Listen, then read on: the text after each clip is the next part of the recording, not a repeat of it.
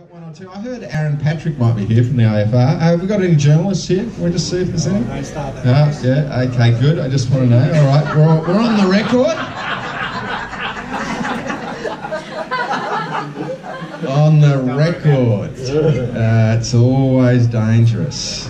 Dangerous. In fact, Mark and I engaged in a kind of competition to see, earlier this year, to see who could push the envelope the hardest.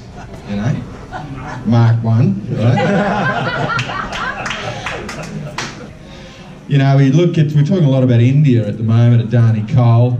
I see we've got the AFR here, you know, Australia's major business paper, which campaigns against Australia's biggest industry. And most industries. Thanks very much, AFR. Love your support for industry.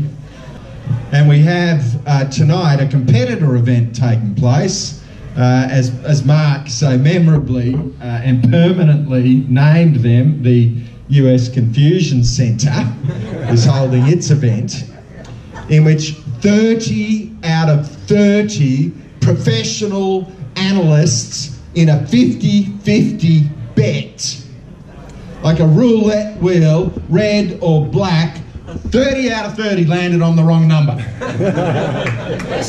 at the US Confusion Centre.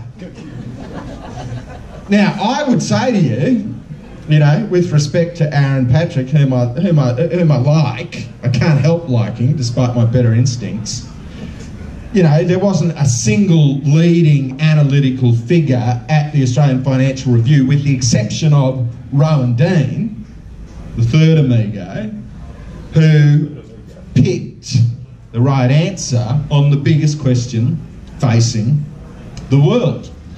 So here you've got the US Confusion Centre spending, you know, they've just asked, how much more are they asking for right now? It's like another 15, a cool 15 mil, right, straight out of your back pocket.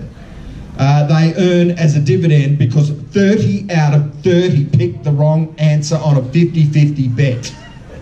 The truth is, the US Studies Centre is not studying the culture of the United States, which produced President Donald Trump. They are a kind of charity for progressive left, you know, low intelligence, you know, academics who hang around a taxpayer-funded revenue stream. That is what they are. They are like the vent dwellers, you know, at the early stage of human life, who figured out how to get a form of existence that didn't require light. That is what they are. And it has bad consequences for Australia. So here you've got, you know, Gladys baby. Actually, I need to be careful I don't get sacked as well. I'm just going to wind this back a little bit. Ptolemy was a contemporary of Marcus Aurelius, not the Ptolemy who, you give me a time bell there, you've flown all the way from Victoria, now you're telling me to shut up. You wouldn't be the first, I can promise you. Sorry. You know, I believe Martin Parkinson, Brendan Nelson used to wear an earring. I believe Martin Parkinson should wear a nose ring. Okay, I believe he should go to work with a big bone through the bridge of his nose to let everyone know that intellectually he is a primitive savage. And I don't mind a guy being sort of deeply insecure and having a need to control things and wanting to take the world back more than 2,000 years to a pre-Ptolemaic savagery, but I just don't think we should make him the head of the Prime Minister's Department. Yeah. That's my view, right?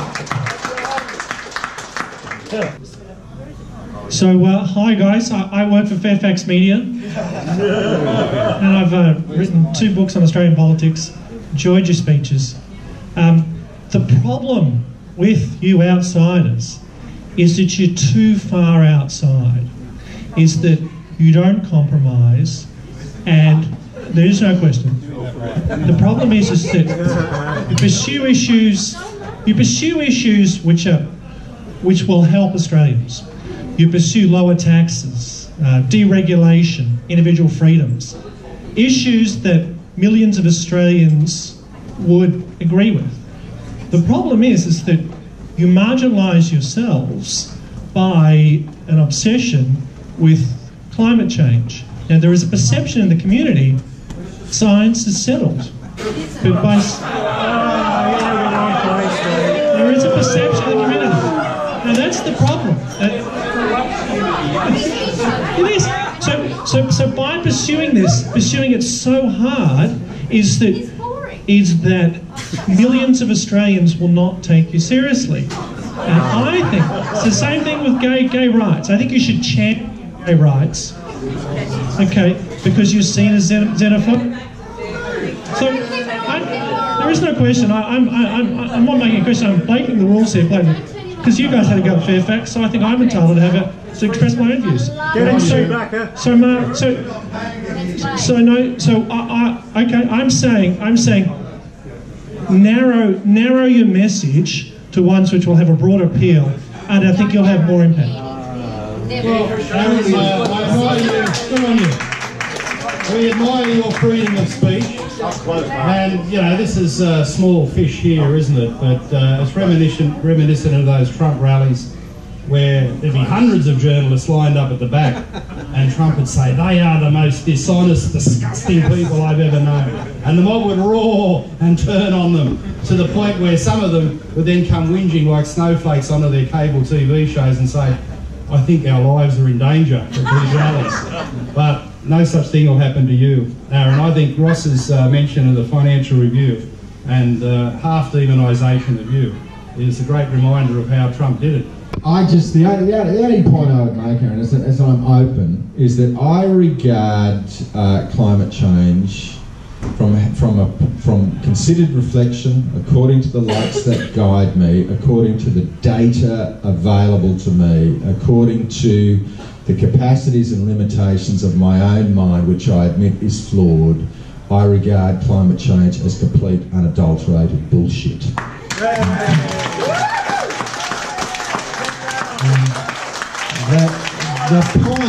The point I want to make to you is that the question is what I believe is not the important thing in terms of your question is what is in our interest as a movement. And I think the data, including from the ABC, from last year, in which is rarely ever tested, the key questions are rarely ever tested or reliably tested.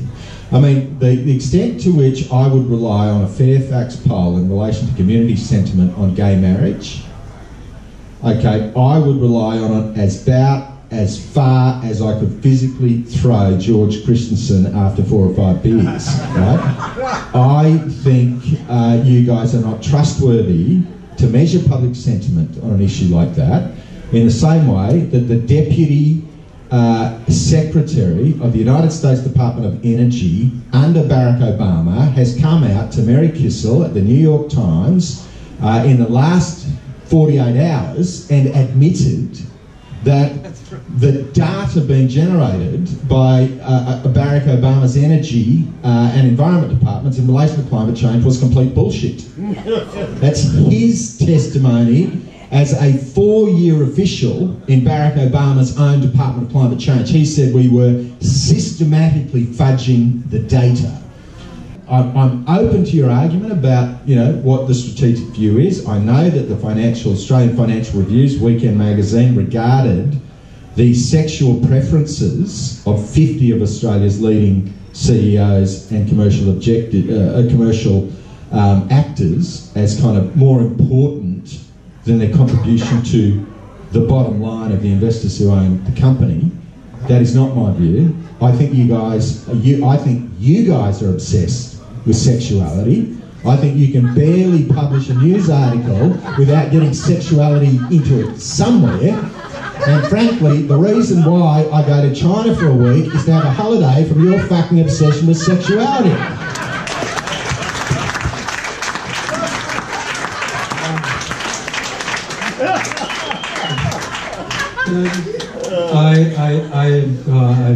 I shouldn't even try to say anything after that. But, and the big issue about same-sex marriage, well, if you had a vote on the 8th of February, it would have been carried. But we've got to the ridiculous stage where the leader of the opposition, Bill Shorten, says we can't have the vote because people are suicide. In a democracy, the campaigns would be so harsh, gay people will jump off the gap or kill themselves because of a little bit of democracy. The sickness is not in the people that Shorten sneers at. The sickness is between Shorten's ears. To make that judgment about the Australian people is just plain wrong, and a sickness in our democracy. These things get worked out the Australian way. We don't need cultural dietitians telling us what to think about all these things. The Australian way has been to treat people on merit, and the Australian pushback will come, and I say this from a Labor Party background, that we're losing meritocracy. We're not judging people on their merits. We're going down this identity path, which is primitive and barbaric, of judging people by how they look. You know, I've always thought Trump on trade needs to be understood as in other areas as a problem solver. Like Ross has done a great service for us in constantly bringing attention to the art of the deal. And Trump is a problem solver, and a lot of his rhetoric is very much refreshing because he'll talk about North Korea. We're going to solve that problem. You see, the conventional wisdom in the Obama administration was that the way to deal with a problem was to pretend that it might disappear.